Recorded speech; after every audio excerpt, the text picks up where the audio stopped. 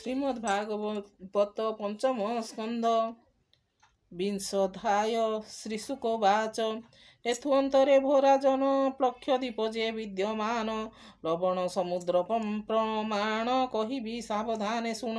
ଜମ୍ବୁଦୀପର ଯେ ପ୍ରମାଣ ପକ୍ଷ ଯେ ତହିଁକି ଦ୍ୱିଗୁଣ ଜମ୍ବୁଦୀପରେ ଦୀପ ସାତ ପକ୍ଷରେ ସେ ଦୀପ ବିଦିତ ଶପଥ ଦୀପତା ପାଳଇ ଅପରେ ଯେତେଛନ୍ତି ରହି ପ୍ରିୟବତର ସେ ନନ୍ଦନ ଇନ୍ଦ୍ରଜିତ ତାହାର ନାମ ସେ ଦୀପ ବିଭାଗକୁ କରି ପୁତ୍ରକୁ ଦେଲା ଦଣ୍ଡଧାରୀ ଶପଥ ପୁତ୍ର ଯେଝା ମତେ ସପ୍ତ ବରଷ ଯଥୋଚିତେ କଳ୍ପ ପର୍ଯ୍ୟନ୍ତ ଯୋଗ ବେଳେ ଅଛନ୍ତି ସେ ଅବନୀ ମଣ୍ଡଳେ ବରଷ ନାମ ଶୁଣ ତୁ ହି ଶିବ ବୟସ ସେ ବୋলাই ଶୁଭ ଜମଏ ଅମୃତ ଅଭୟ ଶାନ୍ତି ଯେ ବିଦିତ ଏଥେ ଯେତେକ ଗିରିବର ଅଛନ୍ତି ଶୁଣ ନରେଶ୍ୱର ମଣିମୁକୁଟ ଚନ୍ଦ୍ରସେନ ବ୍ରଜକୁଟ ଯେ ଜ୍ୟୋତିଷ୍ମାନ ଶତଶୃଙ୍ଗ ଯେ ମେଘମାଳ ହିରଣ୍ୟଶ୍ରବି ସେତୁ କେଳ ସାବିତ୍ରୀ ଅଙ୍ଗିରସ ବେନି ଅରୁଣା ନୃମଣା ତଟିନୀ ରୁସ୍ତତ ରାଜେ ସପ୍ତଭ୍ରାତା ସପ୍ତସ୍ତ୍ରୀ ଯେ ସୁବିଖ୍ୟାତା ଯାହାର ଜଳ ସ୍ନାନ ପାନେ ମାନବ ପଶୁ ଜୀବ ମାନେ ସକଳ ପାପ ଦୁଃଖ ଦୂର କରି ସୁଖେ ଅଛନ୍ତି ଯେ ବିହରି ଦେବଙ୍କ ଆୟୁଷ ପ୍ରମାଣେ ବଞ୍ଚନ୍ତି ତହିଁ ପରିମାଣେ ଯଜ୍ଞ ଯୋଗରେ ପୂଜା କରେ ସୂର୍ଯ୍ୟଙ୍କୁ ଭଜନ୍ତି ସେନରେ ବିଷ୍ଣୁ ସ୍ୱରୂପକୁ ତୁ ଧରି ଅଖିଳ ପ୍ରାକ୍ରମ୍ୟ ଉଧରି ତୁ ସତ୍ୟ ବ୍ରହ୍ମା ଯେ ପୁରୁଷ ସକଳ ଭୂତେ ତୋର ବାସ ତୁ ଯେ ଅଶେଷ ବ୍ରହ୍ମ ବହୁ ନାମ ସେ ପାଦେ ଆମ୍ବର ପ୍ରଣାମ ଶାକଦୀପ ଯେ ପ୍ଲକ୍ଷ ଆଦି ଏଥିରେ ଯେତେକ ପ୍ରସିଦ୍ଧି ସେ ପ୍ରାଣୀ ମାନଙ୍କ ଆୟୁଷ ଇନ୍ଦ୍ରିୟ ବଳେ ଯେ ବିଶେଷ ସ୍ୱଇଚ୍ଛା ମତେ ସେ ହୁଅଇ ଉତ୍ପତ୍ତି ଠାରୁ ଜାତ ସେଇ ପ୍ଲକ୍ଷ ଦୀପର ଚାରିପାଶେ ଇକ୍ଷୁରସ ସିନ୍ଧୁ ପ୍ରକାଶେ ଏହାଙ୍କୁ ଦ୍ୱିଗୁଣ ପ୍ରମାଣେ ଶାଳ୍ମିଳୀ ଦୀପ ଯେ ସେ ରାଜନ ସୁରା ସମୁଦ୍ର ବେଢ଼ି ତାରେ ଅଶେଷ ବୟଳ ଆକାରେ ଏ ଦୀପ ତାର ଅଧୀନରେ ଏ ଦୀପେ ତାର ଅଧିକାର ପ୍ରିୟବତର ସେ କୁମର ଯଜ୍ଞବାହ ତାହାର ନାମ ସେ ସାଧୁ ବିଷ୍ଣୁ ପାରାୟଣ ଏ ଦୀପ ସପ୍ତ ଭାଗ କରି ପୁତ୍ରଙ୍କୁ ଦେଲା ଦଣ୍ଡଧାରୀ ବ୍ୟବହାରେ ତାର ସପ୍ତ ପୁତ୍ରେ ନେଲେ ଯେ ଯେଝାର ସମସ୍ତେ ଶପଥ କୁମାରଙ୍କ ଧର୍ମ ରାଜନ ଶୁଣ ସାବଧାନ ଧର୍ମ 5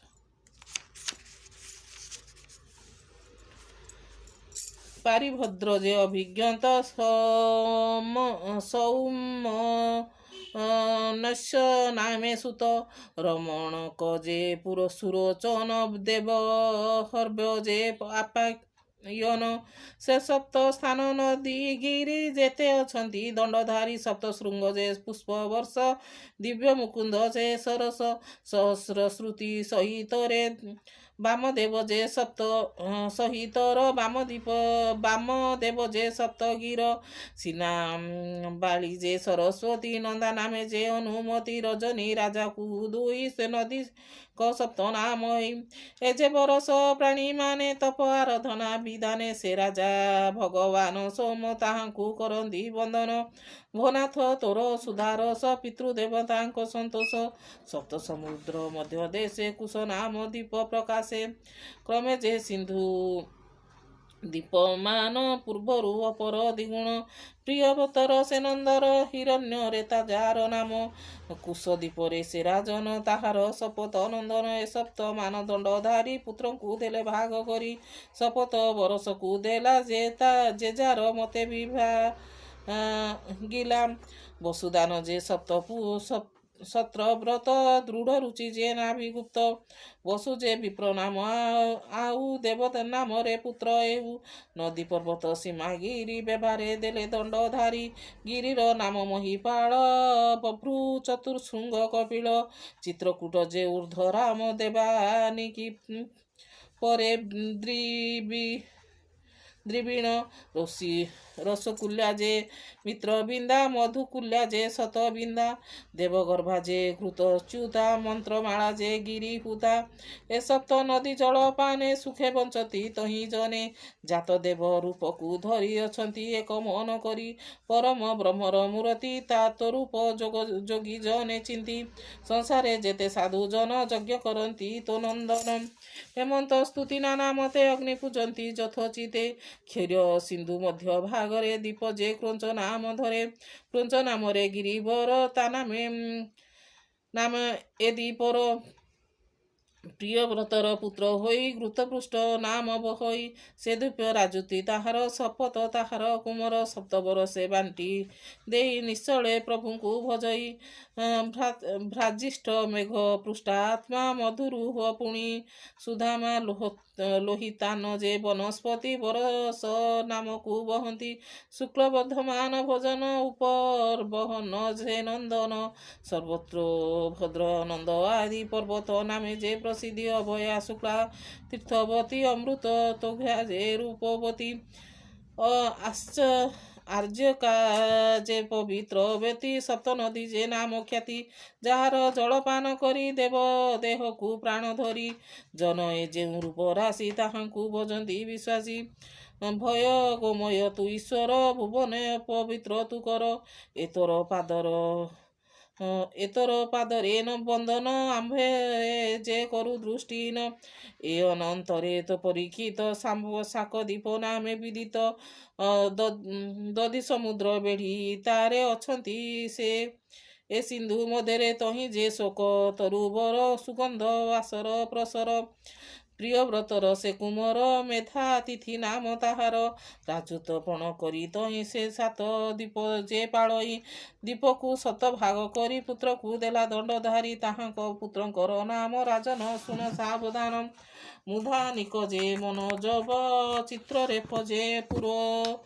ଜବ ବହୁରୂପ ଯେ ବିଶ୍ୱଧାରା ଦେବ ମାନ ନାମ ପାର ସପ୍ତବରଷ ଯେ ଜାମତେ ଦୈବ ନୃପଯୋଧ ଚିତେ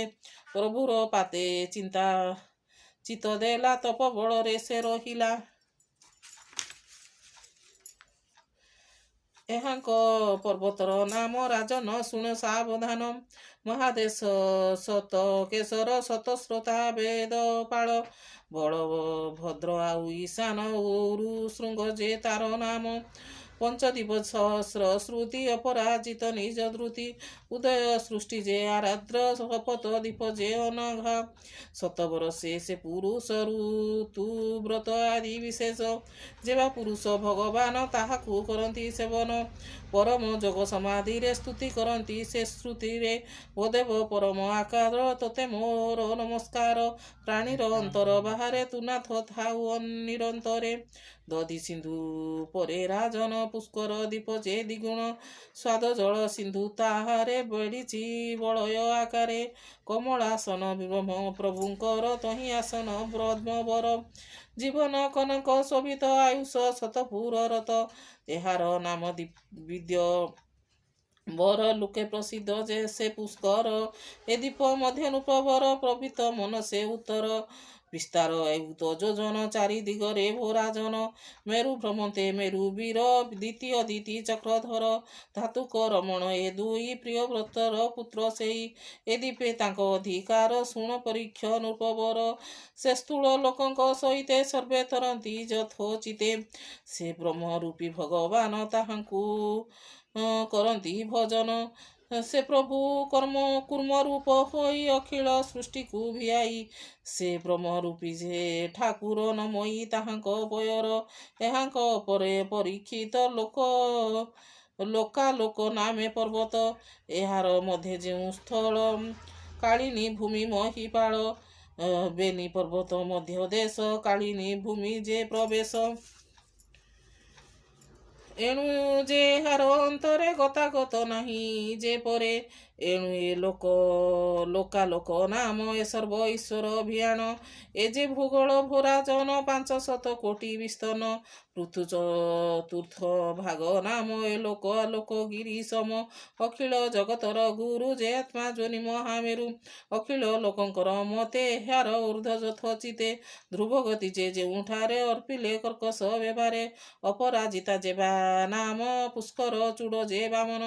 एहार बल परीक्षित लोकालोक नामे पर्वत से जे अनादि पाशोदरे नाना आयुध धरी करे हस्तिर रक्षणर पाई रखिले प्रभु भावग्राही नाना अलंकार को देई विचित्र बेश को से बही बरस दीप नदी बही तुम्भरे कहिलु